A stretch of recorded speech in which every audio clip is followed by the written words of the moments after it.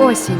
За окнами золотая пора, а в столице время благодарности. Во Дворце Республики собираются те, кто дарит путевку в жизнь – лучшие педагоги Минска. В Беларуси отмечают День учителя в первое воскресенье октября. Однако столичные педагоги получают поздравления уже сейчас. Их профессиональный праздник – это повод сказать спасибо за труд, мудрость и терпение. В Малом зале Дворца Республики сегодня чествуют педагогов. Торжественная часть мероприятия уже началась.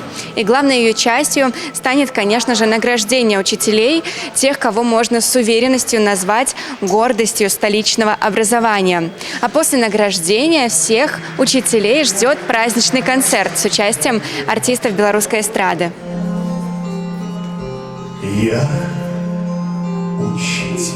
Торжественное собрание открывает череду поздравлений. В этот вечер со сцены прозвучали слова признания от руководства страны и города. Высокие награды, почетные грамоты Совета Республики, Мингорисполкома и нагрудные знаки отличника образования получили 29 столичных педагогов. Каждое имя – это история преданности выбранному делу. Именно они формируют будущее нашей страны, именно они готовят кадры для нашей столицы, а мы понимаем, что они не просто профессионалы и хорошо знают свой предмет, они работают душой и сердцем, потому что они воспитывают наше подрастающее поколение.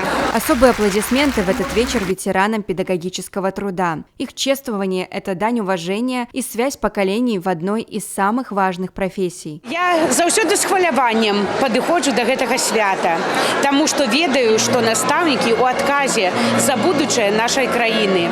Свой лёс адзін непаўторны не перапішаш з пакваля. Моя профессия – наставник, на нас трымаецца земля. А творческим подарком для виновников торжества стал большой праздничный концерт. На одной сцене для педагогов выступили заслуженный коллектив Республики Беларусь, президентский оркестр и звезды белорусской эстрады. Но, пожалуй, самые трогательные номера от их учеников. Ведь лучшая благодарность для учителя – это успехи их детей. Хочется пожадать усім настаўнікам цудоўнага настрою, памкненняў да лепшага, прафесіяналізму і у кожным сваім вучні адкрываць самыя прыгожыя, непаўторныя, творчыя бакі іх асобы.